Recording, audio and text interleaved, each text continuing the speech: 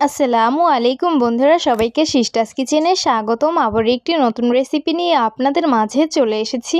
আজকে আপনাদের ready mix Halim রান্না করে দেখাবো, তো সাথেই থাকুন। হালিম মিক্সে দুইটা প্যাকেট থাকে, একটা হচ্ছে চাল ডালের মিক্স আর একটা হচ্ছে মশলা। প্রথমে আমি চাল ডালের মিক্স নিয়েছি, ফুটন্ত গরম পানিতে সুন্দরভাবে এটাকে 15 মিনিটের জন্য ভিজিয়ে রাখবো।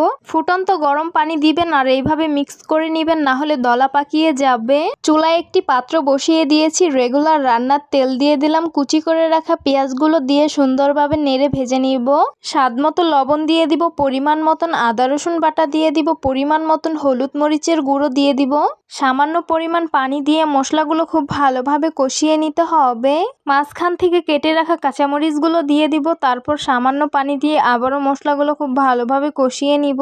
মশলাগুলো আমি সুন্দরভাবে কষিয়ে নিয়েছি, ধুয়ে রাখা চিকেনগুলো দিয়ে দিব, তারপর সুন্দরভাবে কষিয়ে নিতে হবে। চিকেনগুলো আমি একটু বড় সাইজেরই রেখেছি, আপনারা চাইলে আর একটু ছোট সাইজের রাখতে পারেন। আর এখানে আমি চিকেনটা একটু বেশি পরিমাণ দিয়েছি। এখন হালিম মিক্সের মশলার প্যাকেটটা দিয়ে দিব, সামান্য পরিমাণ মশলা রেখে দিব পরবর্তীতে দেওয়ার জন্য। হাফ চামচ পরিমাণ জিরা গুঁড়ো দিয়ে দিব, হাফ চামচ পরিমাণ চিলি ফ্লেক্স দিয়ে দিব। আপনারা যদি স্পাইসি না খেতে চান তাহলে স্কিপ করতে পারেন। এই তো চিকেনগুলো আমি সুন্দরভাবে কষিয়ে নিয়েছি। ফুটন্ত গরম পানিতে চাল ডালের মিক্সটা আমি ভিজিয়ে রেখেছিলাম, সেগুলো সুন্দরভাবে ভিজে গেছে। চাল ডালের মিক্সটা এখন আমি চিকেনের সাথে অ্যাড করে দিব, তারপর অফ ক্যামেরায় সামান্য পরিমাণ পানি অ্যাড করে দিয়েছি। এই তো বলক চলে এসেছে। চাল ডালের মিক্সটা গরম পানিতে ভিজিয়ে রাখার কারণে এত তাড়াতাড়ি হয়ে গেছে, আর যদি না ভিজাতাম তাহলে কিন্তু এত তাড়াতাড়ি হতো না। সামান্য মশলা রেখে দিয়েছিলাম, সেটাই এখন দিয়ে দিলাম আর সুন্দরভাবে নেড়ে মিশিয়ে নিব। এটা উপর দিয়ে দেওয়ার কারণ হলো এটার সুন্দর স্মেলটা থেকে যাবে, আগেরটা তো স্মেল চলে গেছে সেই জন্য। এই তো আমার হালিমটা একদম রেডি, নামিয়ে সার্ভ করে নিব।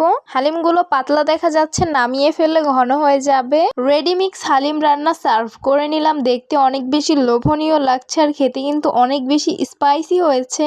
যে কোনো মাংস দিয়ে এই হালিমটা রান্না করেন না কেন, খেতে কিন্তু অনেক বেশি ভালো লাগবে। গরুর মাংস, চিকেন, গরুর ছাটি, গরুর নল্লি আর হচ্ছে শক্ত মুরগি, এগুলো দিয়ে রান্না করলে আসলে অনেক বেশি ভালো লাগে খেতে। এই হালিমটা আপনারা খেতে পারবেন লুচি, পরোটা, পুরি, এগুলো দিয়ে খেলে কিন্তু অনেক ভালো লাগে। তো আশা করছি আমার আজকের রেসিপি আপনাদের কাছে অনেক অনেক বেশি ভালো লাগবে। ভালো লেগে থাকলে আমার ইউটিউব চ্যানেলটি সাবস্ক্রাইব করবেন, আর যারা আমার ফেসবুক পেজ থেকে দেখছেন পেজটিকে ফলো করবেন। সবাই অনেক বেশি ভালো থাকবেন, সুস্থ থাকবেন আর সিস্টার্স কিচেনের সাথেই থাকবেন। আবারও কথা হবে কোনো নতুন ভিডিওতে। তাহলে আজকে এই পর্যন্তই। আল্লাহ হাফিজ।